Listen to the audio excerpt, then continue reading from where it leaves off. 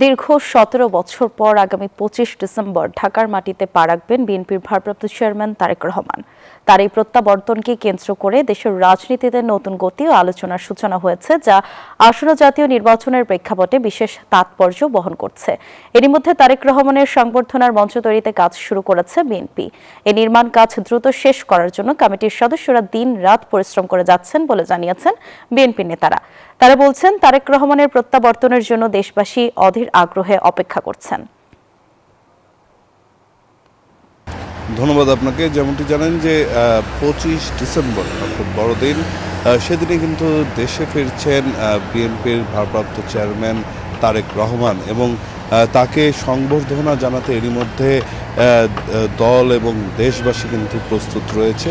আমরা যতটুকু জানি যে তিনি যখন বাংলাদেশে অবতরণ করবেন, এরপরে কিন্তু বিমানবন্দর থেকে শুরু করে ৩০০ ফিট পর্যন্ত হাজার হাজার লোক, নেতাকর্মী তারা কিন্তু উপস্থিত হবেন তাকে বরণ করার জন্য এবং উনি সেখান থেকে সরাসরি যাবেন এভার কেয়ার হাসপাতালে। তার মা বিএনপি চেয়ারপারসন এবং ৩ বারের সাবেক প্রধানমন্ত্রী খালেদা জিয়ার শারীরিক অবস্থার খোঁজ খবর নেবেন এবং তারপর সেখান থেকে বের হয়ে সরাসরি আসবেন এই ৩০০ ফিটে, যেখানে ওনাকে সংবর্ধনা জানানো হবে এবং সেই উপলক্ষেই কিন্তু এরই মধ্যে মঞ্চ তৈরির কাজ চলছে। পুরো বলতে গেলে জোরে সোরেই এই কাজটি চলছে এবং নির্মাণ কাজ যদি বলি, প্রায় বলতে গেলে কাজ ৫০% হয়ে গেছে এবং দেখছেন বেশ জোরে সোরে চলছে এবং এর পাশেই কিন্তু আমরা লক্ষ্য করেছি যে আইন শৃঙ্খলা রক্ষাকারী বাহিনীর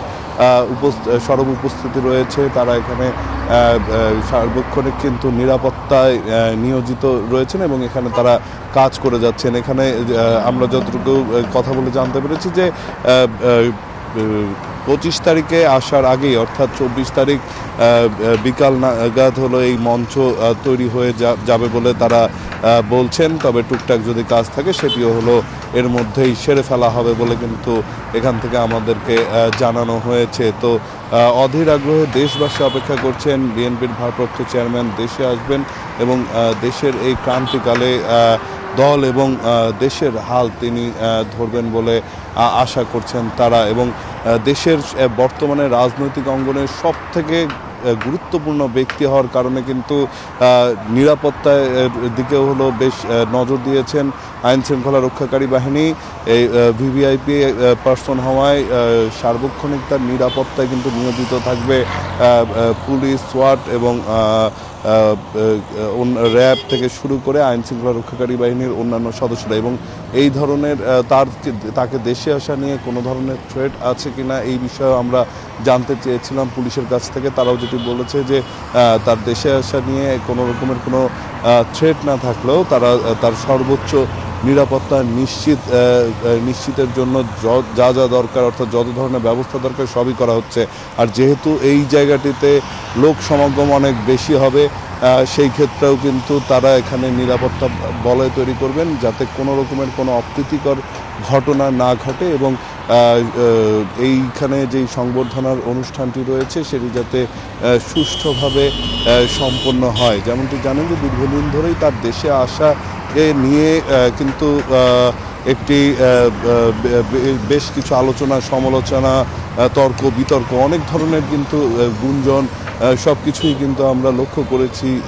দেশের মানুষের মনে যেমন ছিল তেমন সামাজিক যোগাযোগ মাধ্যমেও ছড়িয়ে পড়েছিল। সব কিছু কিন্তু কাটিয়ে অবশেষে ২৫শে ডিসেম্বর তিনি বাংলাদেশে আসছেন এবং মানুষের যেই আশাটি ছিল, আকাঙ্ক্ষাটি ছিল এবং যেই আলোচনা সমালোচনা ছিল সব কিন্তু ঘুচোতে তিনি হলো আবারও বাংলাদেশে ফিরছেন। তো যার কারণে তার দেশে দীর্ঘ প্রায় ১৮ বছর অর্থাৎ ১.৫ যুগ পরে বাংলাদেশে ফিরছেন এবং এই উপলক্ষে কিন্তু তার যেহেতু প্রচুর মানুষের সমাগম হবে, সিকিউরিটির যাতে সেক্ষেত্রে কোনো রকমের ঝুঁকি না থাকে সেই দিকটি যেমন বিবেচনা করা হচ্ছে, তেমনি কিন্তু তাকে সংবর্ধনা জানাতে এই মঞ্চ প্রস্তুত করা হচ্ছে। তো এই ছিল এখন পর্যন্ত আমার কাছে এখানকার সবশেষ তথ্য। মনিরা, অসংখ্য ধন্যবাদ জিকো আপনাকে।